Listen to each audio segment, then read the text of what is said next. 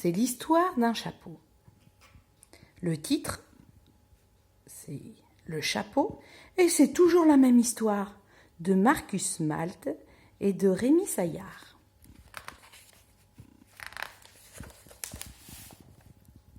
C'est l'histoire d'un chapeau qui s'envole, parce que le vent est trop fort, parce que le crâne est trop gros, parce que le chapeau est trop petit. C'est l'histoire d'un tout petit chapeau, tout rond, tout noir, un chapeau melon qui se prend pour un oiseau et qui retombe forcément dans un ruisseau. C'est l'histoire d'une grenouille au bord d'un ruisseau qui rêve de voyage, qui rêve de voir la mer un jour. « Ah, la mer !» soupire-t-elle, « les vagues, les flots !» Et qui voit soudain un chapeau renversé flottant sur l'eau, là, sous son nez. Oh, « c'est ma chance ! Oh, c'est trop beau !» se dit-elle. Et hop, il ne lui faut qu'un bond pour sauter dans le chapeau. Et les voilà tous deux sur l'eau vive qui dérive au fil du courant, longtemps, longtemps. Ils se jettent dans un torrent glacé, puis dans un fleuve, puis dans la grande bouche bleue de l'océan. Le chapeau est trempé. La grenouille est heureuse. C'est l'histoire d'un gros poisson, très gros, très glouton, avec une bouche énorme, pleine de dents, mais qui n'a rien mangé depuis longtemps, si longtemps que son estomac gargouille. Un drôle de bruit, soi-disant en passant. Et pour ne plus l'entendre, ce maudit bruit, le poisson serait prêt à croquer n'importe quoi. N'importe qui aussi.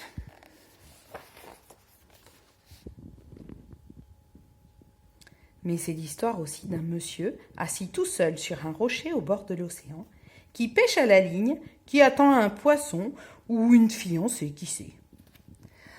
« Ah, une fiancée !» soupire-t-il. « Une sirène ou une fée ?» Un peu triste, le monsieur, parce qu'il est tout seul, justement, comme une île au milieu de l'océan. Ou simplement, tiens, parce qu'il a faim, peut-être. Le monsieur attend. Patience, patience. Le temps a tourné, la mer est verte, la mer est grise, le ciel aussi, comme le fond de ses pensées, ses soucis. Chut, c'est tout gris. Patience, patience. Le monsieur attend. Mais le temps a passé, et le monsieur à présent en a assez. Il désespère. Il lance un grand cri en l'air qui retombe forcément et ricoche sur la mer, loin, très loin, jusqu'à la ligne de l'horizon. Et la ligne bouge, et le fil se tend soudain. Ça y est, ça mord. Le bouchon s'enfonce, le monsieur ferre, le monsieur tire, et tire encore, tout content de voir enfin sa patience récompensée. Mais qu'est-ce que c'est? Que ramène-t-il? Que ramène-t-il au bout de sa ligne? Une princesse? Non. Une sirène? Non plus. Un poisson? Ah oui, un gros, géant, glouton, plein de dents, plein d'écailles, plein d'arêtes. Et dans le poisson, il y a un chapeau melon, ruisselant. Et dans le chapeau, une jolie grenouille en vadrouille. C'est trop, oh, c'est trop. Il est si heureux le monsieur qu'il embrasse la grenouille, juste là, entre les deux yeux.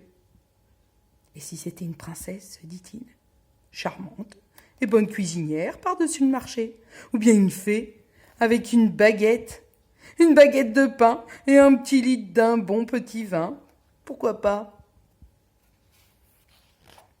En réalité, c'est un peu gluant et visqueux là, à l'endroit où ses lèvres se sont posées.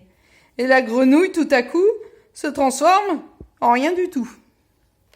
Tant pis, se dit le monsieur, mais au fond tant mieux, les cuisses de grenouille, c'est délicieux, bien meilleur à manger que des cuisses de fée. Et c'est encore toujours la même histoire, celle d'un monsieur qui rentre chez lui le soir, satisfait, heureux, et pas bredouille, car dans son panier, il y a un poisson et une grenouille pour dîner, sans oublier un chapeau melon élégant pour inviter une demoiselle à dîner aux chandelles. Alors il s'en va, l'insouciant monsieur, tout joyeux, tout content, le petit chapeau sur son crâne trop gros. Il marche 1 kilomètre, puis 2, sans se presser, sans se douter un seul instant que le vent, forcément, va se mettre à souffler.